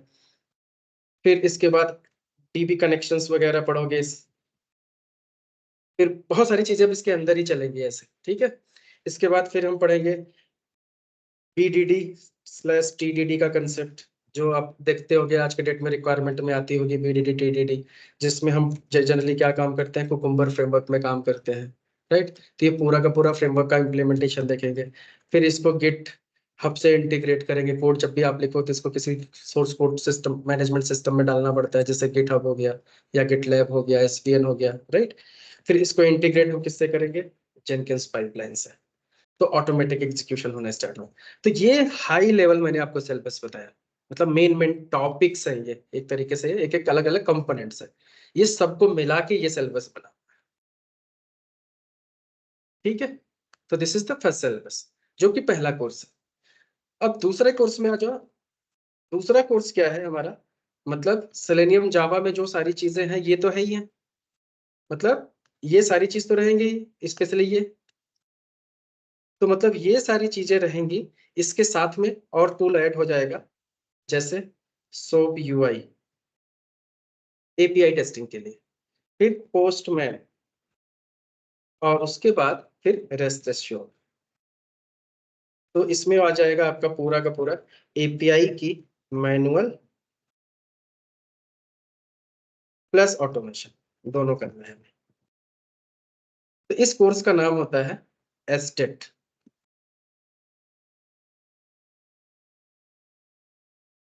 ठीक है। इसका ड्यूरेशन 4 मंथ एंड फी 25 के। अब एक तीसरा कोर्स है हमारे पास, लेट्स से तीसरे कोर्स में आता है फुल स्टैक। तो जैसे आपको पता है कि फुल स्टैक डेवलपर की बहुत डिमांड है, वैसे ही फुल स्टैक टेस्टर की भी आगे चल के डिमांड होनी ही है। क्योंकि अगर टीम में फुल स्टैक डेवलपर काम कर रहा है एजाइल में, 2 डेवलपर फुल स्टैक है, तो टेस्टर भी लगेंगे फुल स्टैक ही, नहीं तो कौन काम करेगा, नहीं तो 4 टेस्टर हायर करना पड़ जाएगा हमें, है ना। फ्रंट की कोई अलग टेस्टिंग करेगा, बैकएंड की कोई अलग करेगा, तो फुल स्टैक का डिमांड है। तो फुल स्टैक में क्या होगा, ये सारी की सारी चीजें तो रहेंगी ही रहेंगी, प्लस इसके साथ क्या आएगा, मोबाइल ऑटोमेशन। बेसिकली मोबाइल का ऑटोमेशन प्लस मैनुअल दोनों आएगा, ठीक है। और उसमें भी एंड्रॉयड प्लस iOS दोनों करना है। फिर पूरा का पूरा डेटाबेस, डेटाबेस की पूरी क्वेरी आपको आनी चाहिए, ठीक है। फिर यूनिक्स की कमांड्स, फिर क्लाउड पे काम करना आना चाहिए कि क्लाउड बेस्ड एप्लीकेशंस कैसे डिप्लॉय होती हैं, उसकी टेस्टिंग कैसे होती है, जैसे मोबाइल या वेब पे कैसे करेंगे, प्लस परफॉर्मेंस टेस्टिंग, मतलब सारा का सारा परफॉर्मेंस आ जाएगा यूजिंग JMeter। ये पूरा जो कोर्स हो गया, ये आपका क्या बन गया, फुल स्टैक प्रोफाइल। और इसकी जो ड्यूरेशन हो जाएगी वो 5 to 6 मंथ, और इसकी फी 35,000। क्लियर। तो इनमें से आपको एक कोर्स चूज करना है, जो भी आपको डिसीजन लेना है ले सकते हैं। तो इसमें क्या है, सबसे ज्यादा कंपटीशन आपको इसमें मिलेंगे, भर के बंदे पड़े हैं मार्केट में। और इसमें अगर स्विच करोगे तो कंपटीशन 50% कम हो जाएगा, मतलब जो मार्केट में अगर 100 सिलेनियम के बंदे हैं तो ऑटोमेशन मतलब वेब प्लस एपीआई के बंदे कम मिलेंगे आपको। तो यहाँ पे क्या होगा, कंपटीशन ज्यादा हो जाएगा और मार्केट में जॉब की अपॉर्चुनिटी बढ़ जाएगी आपकी, क्योंकि बंदा एक ही बंदे को सब आ रहा है ना। और यहाँ पे अभी आपके पास कोई कंपटीटर नहीं है, यहाँ पे कंपटीशन है ही नहीं मार्केट में, क्योंकि आज के डेट में अगर फुल स्टैक टेस्टर आप खोजने जाओगे तो वो मिनिमम 10 ईयर एक्सपीरियंस होगा उसको आज के डेट में, और ऑलरेडी पैकेज 30 के ऊपर होगा, उसको कोई कंपनी अफोर्ड नहीं कर पाएगी। समझ गए? तो इसलिए यहाँ पे चैलेंज मतलब कंपटीशन है ही नहीं, फुल स्टैक प्रोफाइल हो गया चाहिए बंदे को। तो हर एक कंपनी में भी अब फुल स्टैक लोग कोशिश कर रहे हैं हायर करने के लिए, सस्ता मिल रहा है उठा ले रहे हैं, ये भी चाहिए। तभी तो कह रहा हूँ इसमें कोई कंपटीशन ही नहीं है, इसकी तो डिमांड ही डिमांड है। अच्छा एक चीज बताओ, रिक्वायरमेंट निकाला, अगर जैसे सिंपल सी बात है, आपको भूख लगी है, ठीक है, आपने ऑर्डर किया कि ठीक है हमें सिर्फ वड़ा पाव चाहिए मान लो। अब सामने वाला कहता है कि मैडम वड़ा पाव के साथ हमारे पास ऑफर है कि आपको 2 टाइप से चटनी और चाय लेंगे क्योंकि साथ में कोल्ड ड्रिंक और साथ में ये पेटीज वगैरह भी फ्री है, नहीं चाहिए आपको? फिर अब वो तो हायर कर रहा था बंदा सेलेनियम का ही बंदा, उसको देखा कि ये जो बंदा है इसको तो सेलेनियम तो छोड़ो बहुत सारी चीजें आती है। तो अब 2 बंदे इंटरव्यू देने गए या 3 बंदे इंटरव्यू देने गए एक ही पोजीशन के लिए, रिक्वायरमेंट थी सेलेनियम विद जावा की। तो जिसको सिर्फ सेलेनियम जावा आ रही थी एक बंदे को ये आता था, एक बंदे को ये आता था, पैकेज सेम ऑफर कर रही है कंपनी। अब किसको रखेगी बताओ? इंटरव्यू तो तीनों का लेगा, लेकिन किसको अपॉर्चुनिटी मिलेगी? ऑब्वियसली तो वही चीज, रिक्वायरमेंट भले कम हो लेकिन नॉलेज ज्यादा है तो उसकी तो वर्थ है ना। एक बार तो सोचना पड़ेगा सामने वाले को। और दूसरी चीज, रिज्यूम भी किसका शॉर्टलिस्ट होगा, इंटरव्यू की कॉल किसको सबसे ज्यादा आएगी, क्योंकि वो कुछ भी सर्च करेंगे यहाँ मिलेगा उसको। तो ये है प्लस पॉइंट, बाकी डिसीजन आपका। मेरा मिनिमम रिकमेंडेशन होता है कि आपको कम से कम ये जरूर करना चाहिए अगर आप चाहते हो कि जॉब इजीली मिल जाए आपको मेरी हेल्प से, ठीक है, क्योंकि इसमें बहुत कंपटीशन होता है। फिर इसमें आप देते रहोगे इंटरव्यू 10-10 15-15, मजा नहीं आएगा। इसमें 3-4 में काम हो जाएगा, ये तो पहला भी हो सकता है, ठीक है ना। तो ये आपको डिसीजन लेना है। ओके, नाउ नेक्स्ट थिंग पे आते हैं कि आपको बेनिफिट्स क्या क्या यहाँ से मिलने वाले हैं, क्योंकि बिना बेनिफिट्स के कोई काम नहीं होगा। अब मैं आपको कहता हूँ आपको यहाँ से क्यों पढ़ना चाहिए, कोई अदर इंस्टीट्यूट से क्यों नहीं पढ़ना चाहिए, ठीक है। तो मैं आपको अपनी कुछ बातें बताता हूँ, ये जाके आप दूसरे इंस्टीट्यूट में डिस्कस करो, देखो वहां क्या बोलते हैं, ठीक है, और देखा जाएगा। तो सबसे पहले इस पूरे पुणे में 4 से 5 ऐसे ही इंस्टीट्यूट आपको मिलेंगे जो आपको डेमो देंगे, बाकी के इंस्टीट्यूट में आपको डेमो नहीं मिलता है। वो आपसे पहले पैसा भरवा लेंगे कि जैसे मान लो क्लास आज के 15 दिन बाद स्टार्ट होनी है, लेकिन एनरोल तुम्हें आज करके पहले फी पे कर लेना है आपकी अपनी सीट बुक करने के लिए, पहले वो ऐसे बोलते हैं। तो आपको सीट पहले बुक करनी होगी, फीस अपना पे करना होगा एडवांस में, फिर जाके डेमो में कुछ नहीं, क्लास स्टार्ट हो जाएगा। उस डेट से हुआ तो हुआ, नहीं तो दूसरे डेट से जब भी होना है, सिंपल क्लियर। बट मेरे यहाँ क्या है कि आपको पहले डेमो मिलेगा, और डेमो भी ऐसा नहीं कि फालतू वाला डेमो, वो भी पार्ट ऑफ सिलेबस। जो भी आज चीजें मैंने पढ़ाया ये आपका क्या है, पार्ट ऑफ सिलेबस है। तो जो भी मैं 3rd क्लास के ऑनवर्ड्स पढ़ाना स्टार्ट करूंगा वो उसके आगे से ही पढ़ाऊंगा। तो ये आपका पहला प्रीकंडीशन तो रहेगा ही रहे। तो आपको डेमो कितने मिलेंगे, 2, मिनिमम 2 डेमो आपको मैंडेटरी है। ये उसमें सबको बोलते हैं कि पहले 2 डेमो अटेंड करो, तुमको ठीक लगता है तो फिर आगे सोचो, नहीं तो नहीं सोचना है, सिंपल सी बात है, दूसरा इंस्टीट्यूट फाइंड करो, ठीक है। 2 डेमो के बाद भी अगर कॉन्फिडेंस नहीं आता है, आपको अंदर डर है, डर होने का मतलब एक होता है कुछ लोग ऑलरेडी कहीं ना कहीं से एक बार कोर्स कर चुके होते हैं, राइट। कुछ लोग ऐसे भी हमारे पास आते हैं जो ऑलरेडी किसी इंस्टीट्यूट से ट्रेनिंग कर चुके होते हैं और वहां पे उनके साथ धोखा हुआ होता है, तो वो सोचते हैं कि अब दोबारा धोखा नहीं खाना है, तो उनको अंदर कॉन्फिडेंस नहीं आता है। तो अगर 2 डेमो के बाद भी कॉन्फिडेंस नहीं आता है, आपको 1-2 क्लासेस और चाहिए तो आप और भी ले सकते हैं, कोई टेंशन नहीं, मतलब मुझे ये नहीं करना कि आपको फंसाने का काम नहीं करना है, ठीक है ना। कॉन्फिडेंस है तभी करो, नहीं तो कोई बात नहीं। और अगर आपने इनरोल भी कर लिया और 6 क्लासेस तक फिर भी आपका डिसीजन अगर चेंज हो जाता है कि नहीं करना है, तो आप पैसा वापस लेके जा सकते हैं, कोई इशू। क्लियर। बट 6 क्लास के बाद रिफंडेबल नहीं होगा। ये नहीं कि पूरा कोर्स करने के बाद हमें वापस तो नहीं बनने मेरा, तो ऐसे नहीं, ठीक है। एटलीस्ट आपको चांस मिलेगा। तो दूसरा बेनिफिट आपको क्या मिलता है यहाँ पे, ट्रेनर। जो यहाँ पे आपको ट्रेनर मिलेंगे, चाहे मैं पढ़ाऊँ या कोई भी ट्रेनर पढ़ाएगा, और वो 15+ ईयर्स मिनिमम एक्सपीरियंस होता है उसको, और वो ऑलरेडी वर्किंग प्रोफेशनल होगा, मिनिमम आर्किटेक्ट लेवल का होगा। अब वो चीज जो आपको पढ़ाएगा वो आपको नहीं मिलने वाली, वो क्वालिटी, क्योंकि जिस डेप्थ में जाके वो चीजें आपको एक्सप्लेन कर पाएगा, मार्केट में वो कोई नहीं पढ़ा सकता। और मोस्टली हर एक इंस्टीट्यूट में आप जाओगे तो वहां पे आपको ट्रेनर मिलेंगे कितने, 2 से 3 साल एक्सपीरियंस वाले।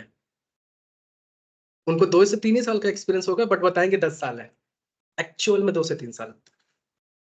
और वही आपको पढ़ाएंगे, फिर वो समझ लो किस लेवल पे पढ़ाएंगे आपको। जिसको जितना नॉलेज रहता है वो उतना ही पढ़ा सकता है। तो इम्पोर्टेंट ये है कि आपका ट्रेनर कौन है, मेंटोर कौन सा होता है, वैसा ही जो मेंटोर जैसा होता है वैसे उसके बंदे निकलते हैं मार्केट में, याद रखना। तो ये मैटर करता है। तो ये भी एक डिसीजन लेने वाली बात होती है। मुझे अगर कोई पूछे तो मैं तो किसी से नहीं पढ़ूंगा ऐसे। मुझे IITian कोई पढ़ाए तो मैं जाके उससे पढ़ूंगा। वो फर्क पड़ता है, सोच बदल देगा बंदा, हमारा सोचने का तरीका चेंज हो जाएगा। तो इसलिए इंपॉर्टेंट है कि कौन आपको पढ़ा रहा है।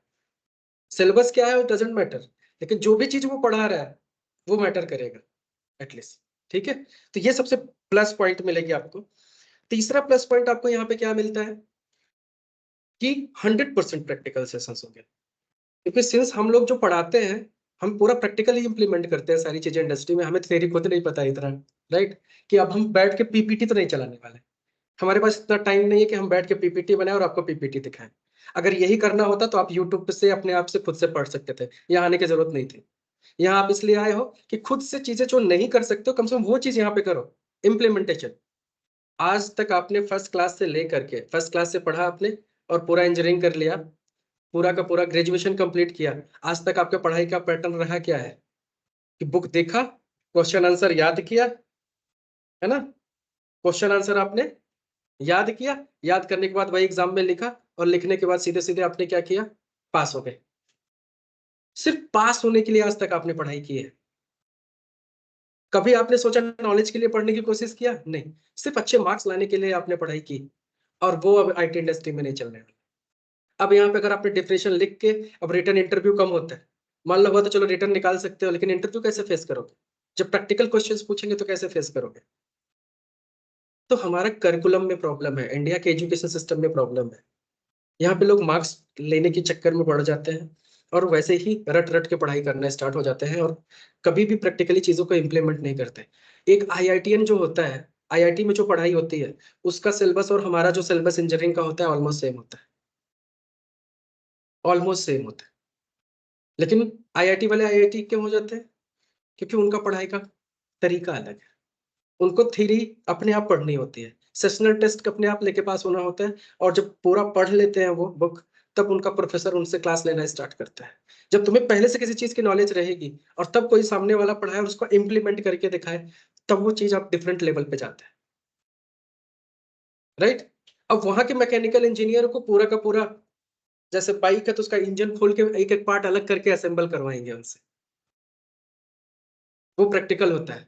और हमारे यहाँ क्या होगा, PPT में बताया जाएगा बुक में कि ये देखो एक्सेलरेटर है, ये 4 स्ट्रोक 2 स्ट्रोक इंजन कैसे काम करता है, डायग्राम से समझा दिया, बात खत्म। ये डिफरेंस है।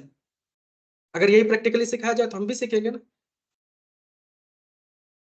सिंपल सा। इलेक्ट्रॉनिक का सबसे बड़ा मतलब देखा जाए डिग्री तो बीटेक या एमटेक जो भी है, इलेक्ट्रॉनिक्स का सबसे, इलेक्ट्रॉनिक्स में अगर कोई डिग्री लेके आता है तो दुनिया की सबसे बड़ी टेक्निकल डिग्री है। वो अपने घर का कुछ टीवी और कुछ भी इलेक्ट्रॉनिक आइटम सही नहीं कर सकता। मैकेनिकल की डिग्री लेने के बाद भी अपनी बाइक की सर्विस नहीं लोग कर पा रहे हैं।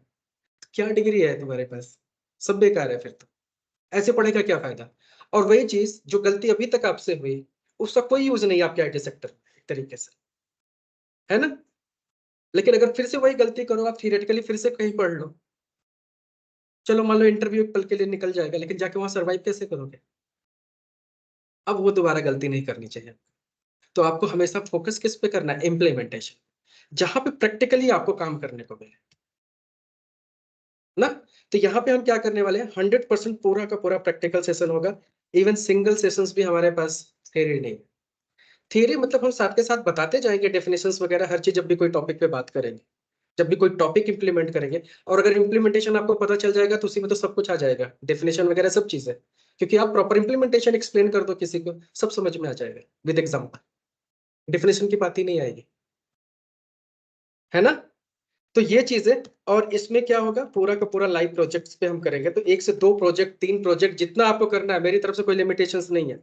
आपको 3 प्रोजेक्ट पे काम करना है, 3 प्रोजेक्ट पे करो, जितना आप करना चाहते हो करो। आप मुझसे जितना क्वेश्चन पूछोगे हम आंसर करने का।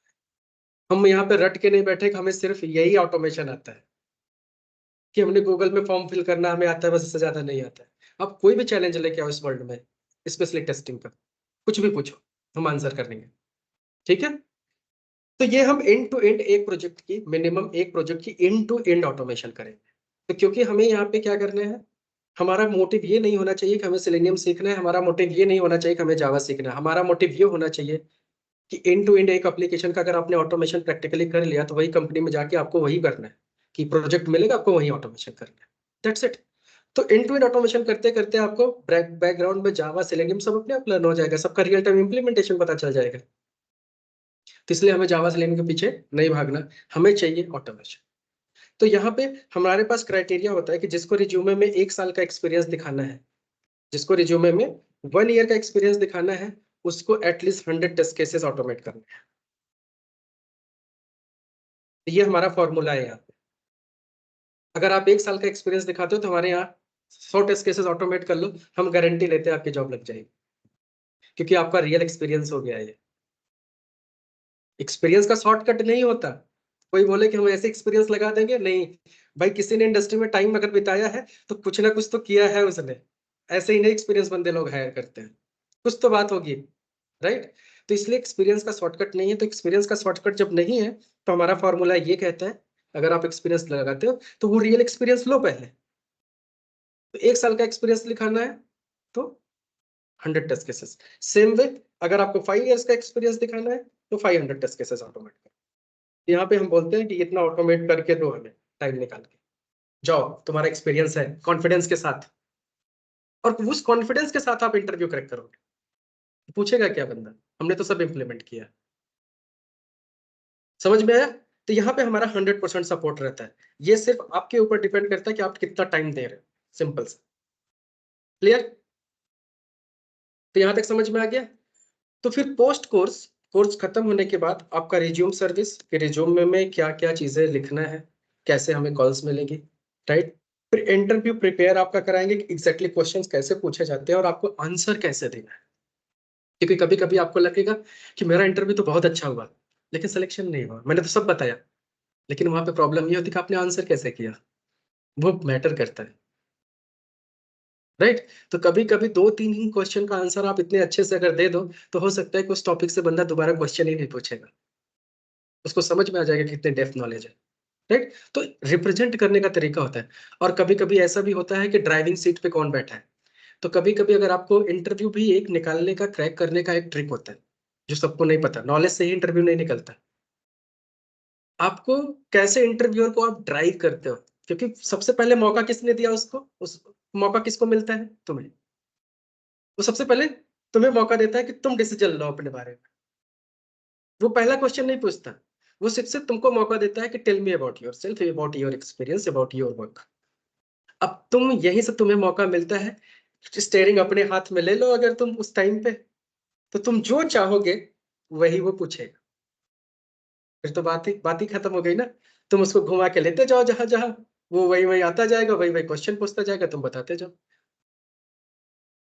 अब वही इंट्रोडक्शन ही सबसे इंपॉर्टेंट है। जैसे फॉर एक एग्जांपल देता हूँ कि मान लो तुमने अपने इंट्रोडक्शन देना स्टार्ट किया, राइट। क्या I am Sabnam, I have a 3 point something year experience and currently I have worked in automation and currently I have implemented Cucumber framework in my framework. So earlier, now you can divert the topic here. So earlier it was hybrid framework there, but once I joined this company, I get to know there was lots of challenges. Then I understood the problem, and then I proposed the Cucumber solution to the management. Then I created one POC and automated that scenario in that way where all the hybrid test cases can be easily migrate to the Cucumber framework. अब उसको interest आ गया इसमें, अरे ये कैसे कर लिया इसने, क्योंकि तुम उसमें जानबूझ के उसको ले जा रहे हो क्योंकि तुम चाहते हो कि इससे पूछे ये चीजें, तो तुमने वहां पे एक इंटरेस्टिंग क्वेश्चन मार्क डाल के छोड़ दिया। अब वो आएगा, अच्छा ये बताओ कि अच्छा वो हाइब्रिड फ्रेमवर्क में क्या था, कैसे था, और क्यूकम्बर में तुमने ऐसा क्या क्या किया, फिर कैसे माइग्रेट किया, अब तुम उसमें स्टार्ट कर दिया बताना। अब फिर वो खत्म करते करते फिर से एक जगह ऐसा क्वेश्चन मार्क करो कि लाइक इसमें तुमने जावा के ऐसे ऐसे फंक्शंस डेवलप किए, अगर तुम चाहते हो जावा में ले जाने के लिए, तो उसमें ऐसे ऐसे फंक्शंस जावा का ये चीज ऐसा इंप्लीमेंट किया कि ये चीज रीयूजेबल होगी, फिर वो वहां जाएगा जावा में। तो ऐसे क्या होता है कि वो ड्राइविंग सीट पे बैठने वाली बात होती है कि तुम चीजों को, इंटरव्यू को कैसे तुम ड्राइव कर रहे हो, तो एक्चुअल में वो आपको ड्राइव करना होगा और आप सारे टॉपिक्स पे उसको टच कराओगे और प्रूव करोगे अपने आप को कायम कैपेबल, तो उसको मौका नहीं मिलेगा अपने क्वेश्चंस को पूछने का, और मौका भी मिलता है तो लेकिन फिर भी आप पर्टिकुलर इंटरव्यू का टाइम अगर मान लो आधे घंटे का, तो 15-20 मिनट तो आप ले गए ना, 10 मिनट पूछे जितना पूछना है और उसको सारे टॉपिक भी तो पूछेगा, तो ये भी चीज है, तो इससे चांसेस हमारे क्या होते हैं, बढ़ जाते हैं इंटरव्यू के। तो ये सारी टिप्स बहुत इंपॉर्टेंट होती हैं।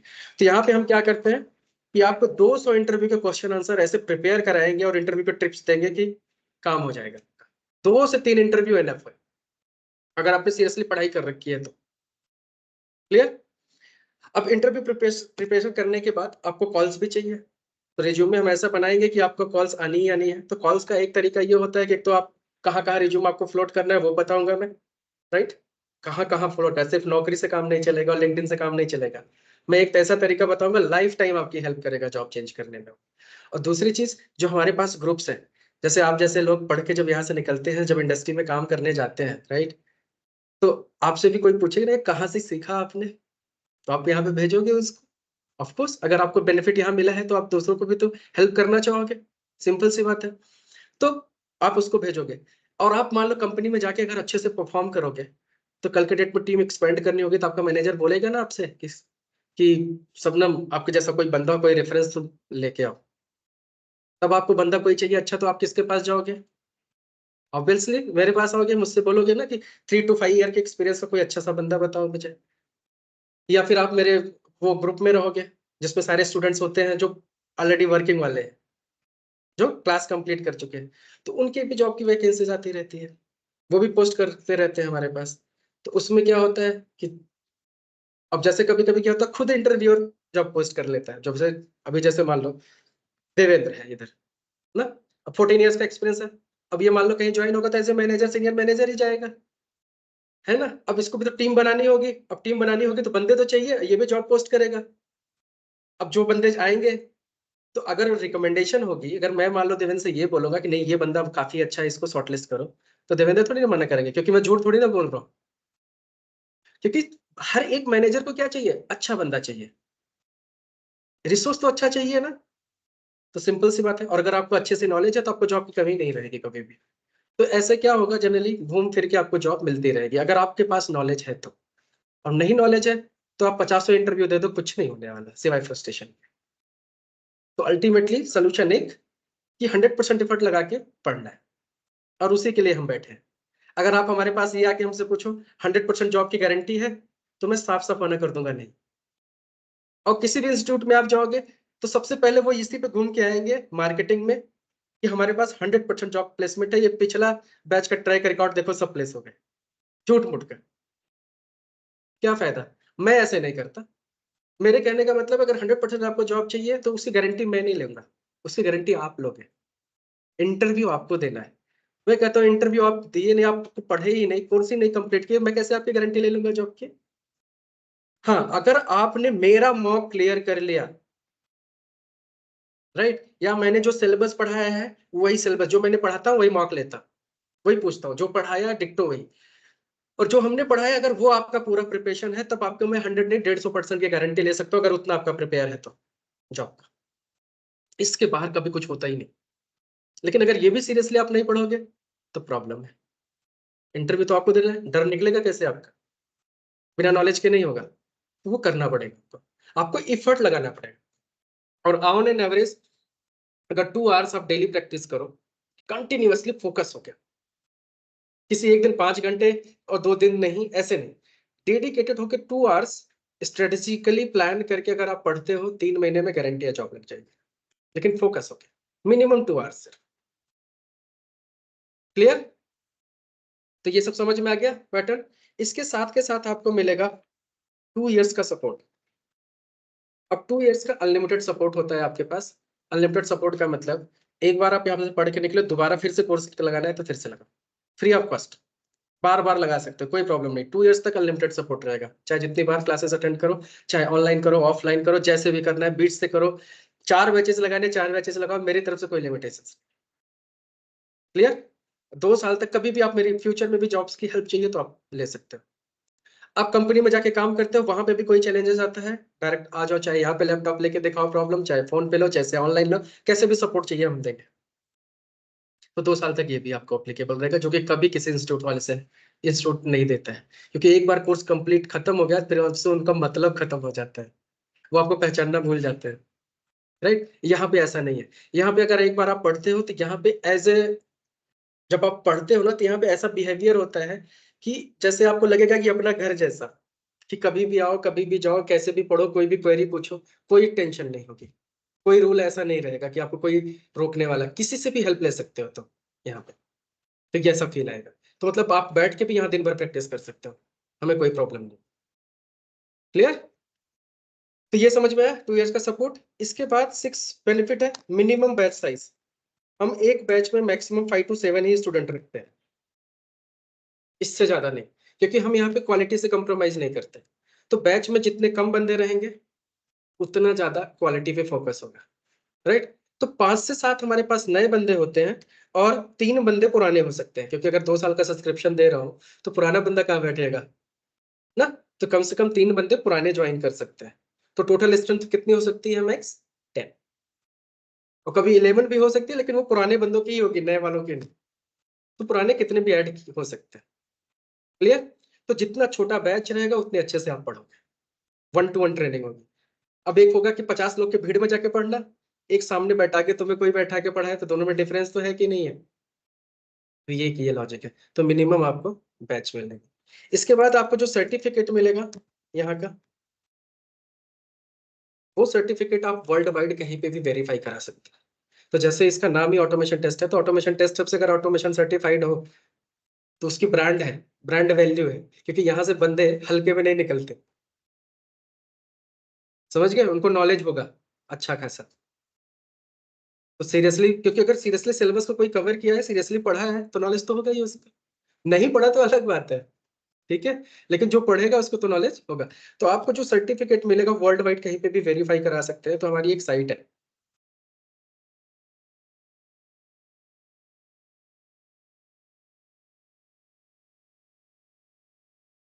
ये हमारी साइट है। राइट? यहाँ पे आपको सारी डिटेल मिलेंगे कोर्सेज वगैरह की। और यहीं पे बॉटम में जब आप जाओगे तो यहाँ पे कोई भी सर्टिफिकेट नंबर आपका डालेगा, राइट?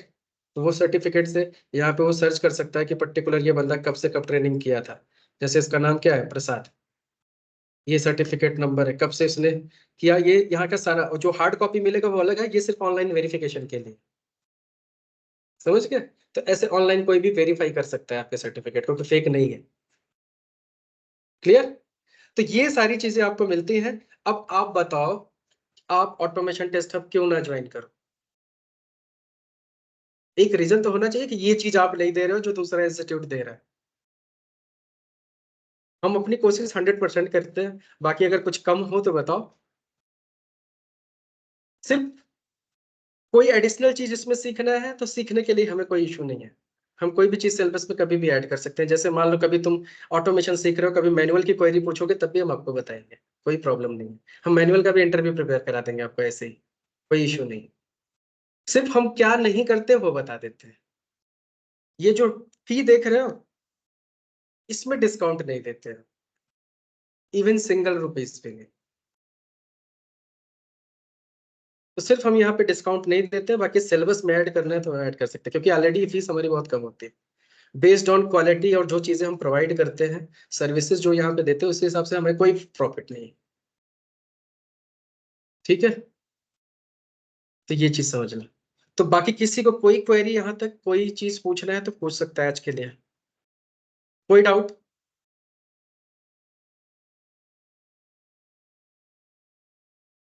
नहीं? अरे क्लास कब कब कब होता है? जैसे वर्किंग है तो हम लोग कब क्लास कर सकते हैं?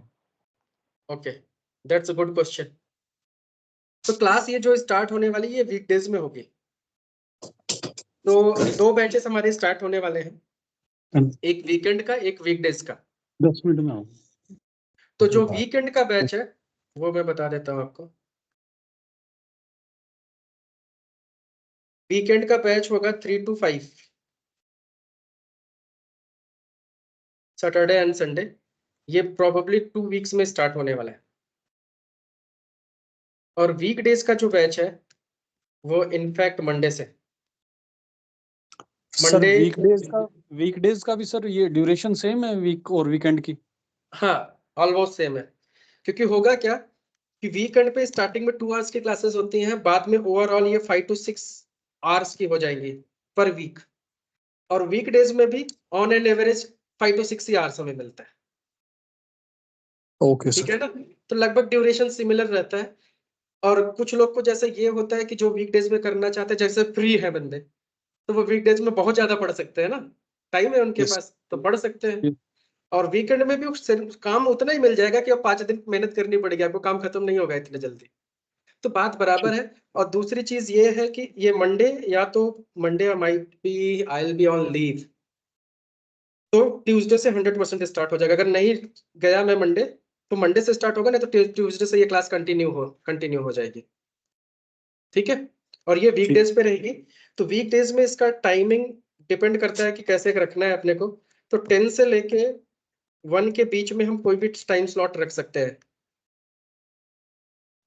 10:30 to 12 रख सकते हैं, या 11 से 12 रख सकते हैं, 11 to 12:30 रख सकते हैं। ऐसे कोई भी स्लॉट हमारा हो सकता है। ठीक है? तो ये हमारा वीकडेज का स्लॉट है। अब इसमें ऐसे भी होता है कि अगर बंदा वीकडेज ज्वाइन किया है तो वो वीकेंड में भी शिफ्ट कर सकता है, वीकेंड में भी ज्वाइन किया तो वीकडेज पे भी शिफ्ट कर सकता है, या दोनों के दोनों बैचेस भी लगा सकता है। कोई इशू नहीं है मेरे तरफ से। तुम्हें जब जितना टाइम मिले तब पढ़ लो। ठीक है? एंड नेक्स्ट चीज आपको क्या मिलेगी, आपको हर दिन की क्लास की रिकॉर्डिंग्स भी मिलेगी। कि अगर मान लो कोई क्लास आप छूट जाता है, जैसे मान लो अगर आप वीकडेज को भी टारगेट करते हो, किसी दिन नहीं ज्वाइन कर पा रहे हो, कोई बात नहीं, आपको हर एक क्लास की रिकॉर्डिंग्स दे देंगे। अब बाद में रिकॉर्डिंग वॉच कर लेना, कोई क्वेरी है तो नेक्स्ट डे पूछो। तो इसमें भी कोई प्रॉब्लम नहीं है। तो आपको हमेशा ये सारी बेनिफिट्स भी मिलेंगे। ठीक है? और सर और यहाँ पे भी बेनिफिट है एक 8 में सर रिकॉर्डिंग्स। हाँ सर जैसे मैं मतलब कि मेरा ऑनलाइन ही रहेगा ये ट्रेनिंग का, हाँ। तो फिर उसमें क्वेश्चन वगैरह पूछना या आंसर देना कोई इश्यू तो नहीं रहता सर उसमें? नहीं, अब जैसे मान लो सिंपल सी बात है, मैंने अपनी स्क्रीन शेयर करके सारी चीजें दिखा रहा हूँ। Yes sir. मान लो तुमको कोई प्रॉब्लम है तो तुम बात तो कर ही पा रहे हो, यस सर। बताओगे ये प्रॉब्लम है, साथ के साथ अपना स्क्रीन शेयर करोगे, हमें दिखेगा, हम यहीं पे फिक्स करेंगे। Okay sir. आई बात समझ में? सिंपल है, या वही चीज है, एक ही चीज है। ओके सर, ठीक है सर। और कोई क्वेरी फिर यहाँ तक किसी को नहीं है? तो 130 हो गया। तो आज अपना नेक्स्ट काम है सॉफ्टवेयर की इंस्टॉलेशन करना। तो अगर सब लोग अवेलेबल हो आज तो सॉफ्टवेयर इंस्टॉल कर लेते हैं। तो ये वीडियो यहीं पे स्टॉप करते हैं, अब दूसरी वीडियो बनाते हैं जिसमें हम सॉफ्टवेयर इंस्टॉल करके क्या करेंगे, सिस्टम सेटअप करेंगे और पहला ऑटोमेशन की स्क्रिप्ट बनाएंगे कि देखो ऑटोमेशन कैसे काम करता है। क्लियर? तो ये वीडियो मैं स्टॉप करता हूँ और दूसरी वीडियो बनाता हूँ।